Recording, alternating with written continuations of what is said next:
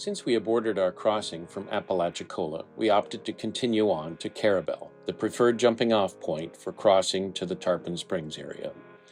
Today's route from Apalachicola to Carrabelle, Florida, was 28.6 miles. We took some of the trip at speed of around 15 to 16 knots, while at other times the fog was fairly thick and we slowed to 7 or 8 knots. Our goal was to arrive at slack tide, fuel up, and take our slip, awaiting our window for crossing the Gulf. Well, good morning from Sea Clef. Today was our run. Since we didn't make our crossing last night, which we were disappointed about, but the fog was bad, we've decided to go to Carrabelle this morning. We didn't put the video camera on though, or the time lapse, because it's yucky. It's rough. The camera would be all wet. And very foggy. The visibility's not so bad that we can't see ahead of us, but it isn't that wonderful out there. So we're going at speed, just trying to get this run over with, and then we're gonna sit and wait in Carrabelle until it's a nice window to leave.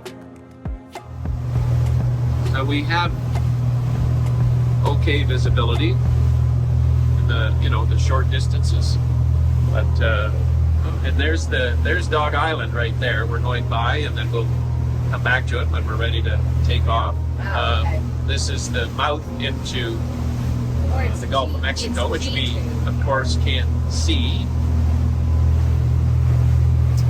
What we're doing right now is looking for a green marker that will be the entrance to our channel. We entered Carrabelle and wound our way up the calm waters of the Carrabelle River to dock at the moorings marina. Many loopers stay at either the moorings or sea quarters, and Kim from Sea Quarters, who has extensive crossing experience, is quite willing to assist you in making suggestions or recommendations on the crossing. We skipped fueling and went directly to our slip, and unfortunately, although it appears beautifully calm, the river current and the tide make it a fair challenge to get into our slip, as you can see by our track line. We did tie up safely, but the tides and the currents continued to be a challenge in this area, especially since our slip was perpendicular to the flow of the water. Good morning. See this rippling in the water? That is rippling from tide going out. So we had our second high tide at about 3 o'clock in the morning. I did not get up for that. Our boat is being pulled away from the dock so hard, and you can see how much lower we are. So I think that we are about 2 hours from low tide, and we're just going to figure out a way to pull ourselves closer to the dock, because there's no way we could possibly get off the boat right now. This is our view every morning as we get up from the back of our boat. The river here, the Carrabelle River, does a V around this island that's right here. This big bridge there that spans it. Let's go for a walk.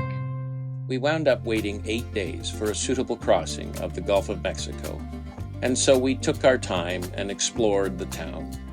This included a trip to Sea Quarters to meet Kim, buy a beverage, and chill on the chair swing.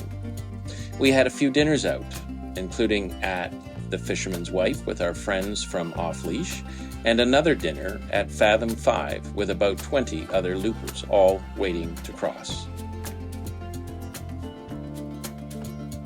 We found the world's smallest police station and did some touristy type activities such as shopping, where we found a beautiful wood carving of a dolphin, which we now have on display in our main salon. In addition, we took our bikes and went on a hike to the lighthouse. We went to the Camp Gordon Johnson World War II Museum, and we had some beach time at Carrabelle Beach.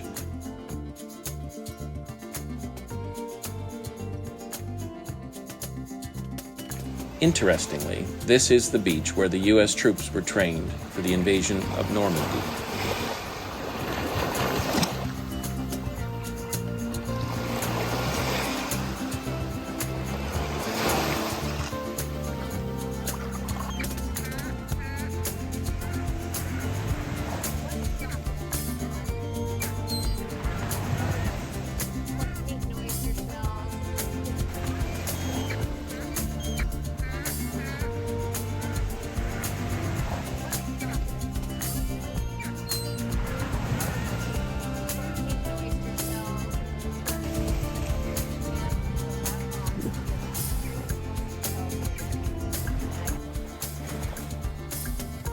Nice to get out and go for a walk on the beach.